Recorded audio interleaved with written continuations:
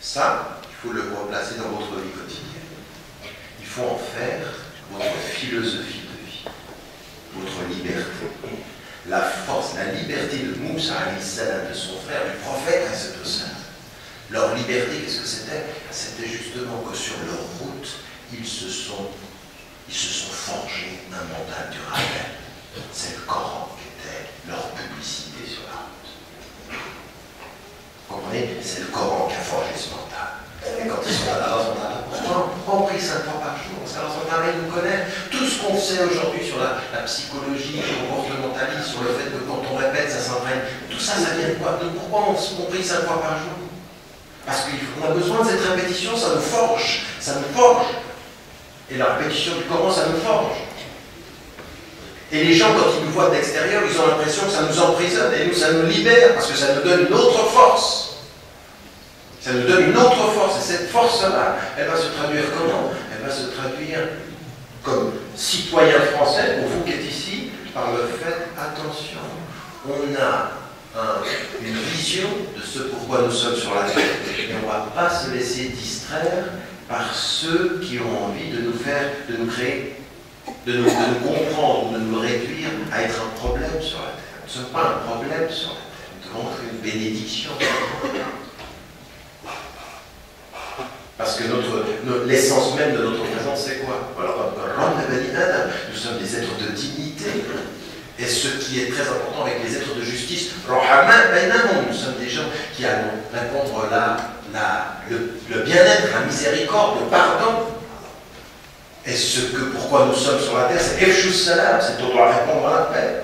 Nous sommes des êtres, mais nous savons que malgré tout ce bon message positif de notre religion, nous savons qu'il y a des gens qui n'ont pas envie de ça. Que quand vous parlez paix, ils veulent la guerre. Que quand vous parlez justice, ils veulent l'exploitation. Que quand vous voulez parler liberté, ils vont vous mettre en prison. Vous savez, c'est comme ça. Et qu'à partir d'un certain moment, cette adversité-là, elle va vous renvoyer à une force spirituelle. Si et seulement si, vous êtes déjà fort avant qu'il ne vous renvoie. Parce que le problème qu'on a, c'est que si on ne trouve pas la force en nous avant, on va être réduit à répondre à l'attaque. On va contre-attaquer, on va réagir à l'action. Mais quand vous réagissez, vous êtes faible. C'est quand vous agissez que vous êtes fort. C'est quand vous avez un temps d'avance. C'est que vous voyez que ça vient et que vous avez un temps d'avance. Le prophète, c'est, je veux dire, Saul, qui a été compris par tous les compagnons. Tous les compagnons comme une défaite. Est compris comment par le prophète? Comme une victoire. C'est une grande victoire. Et même celui qui était intelligent, stratégiquement fort, qui était blanc, c'est blanc, et noir, c'est noir. Nous sommes justes, ils sont dans l'erreur. Mais lui, il n'avait pas compris que c'était une victoire. Mais pourquoi c'était une victoire? Parce que eux ont pensé qu'on réagissait à eux, et le prophète avait un temps d'avance sur le projet. Il avait un temps d'avance. Lui, il agissait, les compagnons ont compris qu'il réagissait. Vous comprenez la différence? Le stratège en matière de dispute, ce n'est pas celui qui réagit à ce qu'on lui impose, c'est celui qui fait comme s'il réagissait, mais en fait il agit. Il a un temps d'avance. Et si vous regardez toutes les clauses de la relation de la paix et de l'accord de l'Hudaybiya, dans toutes les clauses, le prophète a un temps d'avance. Et il a la logique en plus. Il a la logique. Ils viennent vers lui, il dit, mais attends, si on pensait que tu étais Mohammed Rasulullah, si on pensait ça, on ne se disputerait pas contre toi. C'est parce que pour nous, tu n'es pas le prophète, donc tu es Mohammed ibn Abdillah. Et Ali karramallahu wajha. Lui, il ne peut pas admettre ça. On est tous derrière lui depuis combien de temps? Pourquoi? Parce que c'est le prophète assalam. Le prophète assalam, il comprend les deux. Il comprend que Ali ne peut pas enlever et il comprend que les autres ne peuvent pas admettre. Et qu'est-ce qu'il fait? Il lui dit, montre-moi, il enlève lui. Il comprend ce qu'ils disent, donc rationnellement il est avec eux, et spirituellement il est avec eux. Il est spirituellement dans la compréhension de son fidèle, il est intellectuellement dans la compréhension de son ennemi. Et dans les deux cas, il a un temps d'avance. Vous me suivez? Ça veut dire que, islamiquement, il faut être fort spirituellement pour ça. Mais en même temps, il faut être intelligent. Il faut être spirituellement profond, intellectuellement vif. Ce qui parfois fait défaut dans nos rangs. Des fois, on pense qu'on est très vif intellectuellement, on est perdu.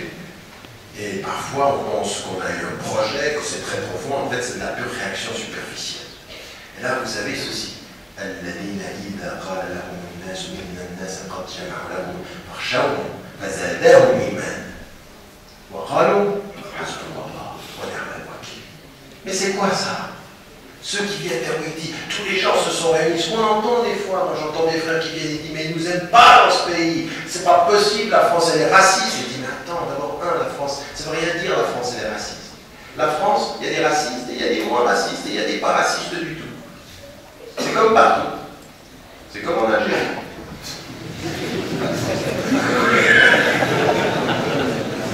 C'est comme en Égypte. Vous l'attendiez, hein? Qu'est-ce qu'il va dire? C'est comme au Maroc. C'est comme en Allemagne. C'est comme partout. C'est les êtres humains. Parce qu'il y a dans nos pays d'origine des gens qui sont racistes. C'est comme partout. Il y a des gens qui sont comme ça. Il y a des gens, il y a des Arabes. Moi, j'en ai vu, mettons, dans ma propre famille, quand vous leur parlez d'un noir, ça passe pas. Quoi? Un musulman noir? Il est noir. Vous allez aux États-Unis, la même chose. Ici, la même chose. Pourquoi nous, on a un problème dans notre communauté? Regardez dans la salle. Où ils sont nos frères de couleur d'Afrique occidentale? Parce qu'ils ont l'impression qu'on ne les accueille pas, et eux, ils vont faire leur lieu à eux. Il faut qu'on s'ouvre. Il faut qu'on soit l'image de l'islam. Ici, dans la mosquée, il faut qu'il y ait des très blancs. Il faut qu'il y ait des moins blancs. Il faut qu'il y ait des noirs. C'est pas vrai? C'est pas ça l'islam? C'est pas contre toutes les... C'est pourquoi... on lit dans Subhanallah, le prophète al-Salam qui dit à Bilal, Bilal, il était noir. On est très bien avec le non-racisme du passé. C'est moins évident dans nos familles. Et il y en a, ils viennent vers moi et me disent, c'est vrai ce que tu dis, mon frère, on a un vrai problème. Ça va jusqu'à ce que ça vienne vers sa fille ou son frère, ou son fils. C'est que le voisin, il devrait admettre que sa fille puisse épouser un noir. Mais ma fille. Je touche pas à ma fille. Pas à mon fils. Mais moi, vous rigolez. Mais la réalité, c'est que le prophète, il a fait une communauté de compagnons de toutes les couleurs, de toutes les origines. Sa réalité, c'est que le prophète, il a enseigné par les faits. Et que ça vient d'où cette force-là? Elle vient du fait que nous, on vit dans ce pays-là, et on va avoir des gens qui vont nous critiquer. Il y a des racistes dans ce pays, bien sûr. Il y a des gens qui ne savent pas, il y a des gens qui ont peur, il y a des gens qui sont racistes et qui savent, il y a des gens qui ont peur et qui rejettent. Vous ne pouvez pas tous les mettre dans le même paquet, et vous devez comprendre que les attaques vont venir. Et là, vous devez être équipé. Vous devez être équipé avec cette spiritualité-là, celle qui vous donne la force, elle vient de quoi? Elle vient de votre éducation, elle vient de tenir aux choses qui sont importantes, la proximité avec le Coran, parce que c'est ce qui va vous donner ce message sur la route, qui va forger votre mental. Ça vous fasse ça. On le sait aussi, hein, vous savez, vous éduquez vos... il y a des gens qui rigolaient quand Blaise Pascal, le philosophe, qui disait « Habituez-vous à prier, ça vous avertira ». Lui, il avait utilisé cette formule qui n'était pas heureuse. Mais en fait, l'habitude du corps qui prie, c'est éduquer le corps aussi. Vous savez, à des moments donnés, pour certains d'entre vous, si vous avez arrêté les études pendant un moment, quand vous revenez aux études, il faut réhabituer l'esprit à penser. Oui? Quand vous avez arrêté de lire. C'est un muscle. Ça fonctionne, il faut l'exercice. Le corps, c'est la même chose. Ben, quand on prie, c'est la même chose. Donc nous, tout ça, ce sont des façons dont on s'équipe pour essayer de trouver une force intérieure. La force intérieure, c'est par la pratique. C'est par le jeûne. Le jeûne, il est très important. Kutiba alaykum as-siyam kama kutiba ala alladhina min qablikum, c'est très important. C'est très important parce que le siyam, c'est une école spirituelle, une école physique et une école mentale. C'est une école physique, bien sûr, parce qu'on jeûne, notre corps est différent. C'est une école spirituelle parce que quand notre corps est différent, on voit les choses différemment, on doit s'exprimer différemment, on doit faire attention. On doit faire attention à sa façon de parler, à ce qu'on fait, à comment on mange. Et puis c'est une école aussi au-delà du spirituel, c'est aussi une école intellectuelle de comment on est vis-à-vis de la société. Eh bien, Allah il nous dit, toutes les religions ont eu ça, la prescription du jeûne. Et à des moments donnés, c'est bien, il faut faire attention, le jeûne, c'est pas une fois par année, un mois. Oui. Pourquoi les compagnons du prophète, la solidité, lundi, jeudi, et puis les 3 jours blancs, 13, 14, 15. Oui, c'est quoi ça? Ça vous façonne. Ça vous façonne. Ça vous façonne les êtres humains. Dans le jeûne, comme ceci, dans la distance, le corps, la prise en compte du corps. Et donc, c'est une éducation, c'est une école, c'est quelque chose qui... Donc, ça, c'est quelque chose qu'on doit faire. La proximité du prophète saint, la proximité du Coran, la prière, les pratiques, tout ce que l'on connaît, le plus possible. Et puis, dans notre vie quotidienne, le plus possible, se donner les moyens d'acquérir les connaissances. Alors, si vous êtes... Je sais que dans cette mosquée, vous n'êtes pas tous habitués à lire tout ce que vous pouvez lire un peu plus. Habituez-vous à lire, ça façonne l'intelligence. La lecture, c'est un des moyens d'acquérir du savoir sans forcément être pris par les motifs immédiatement. Aujourd'hui, on est dans un mode de communication qui n'est pas vraiment la lecture de livres, elle est vraiment dans la lecture de messages, c'est pas pareil. Parce que la lecture de messages, la lecture de livres, ça façonne une intelligence. Et c'est pour ça qu'il y a Iqra, c'est-à-dire lis, prends le temps, approfondis les choses. Ne sois pas dans le réactif.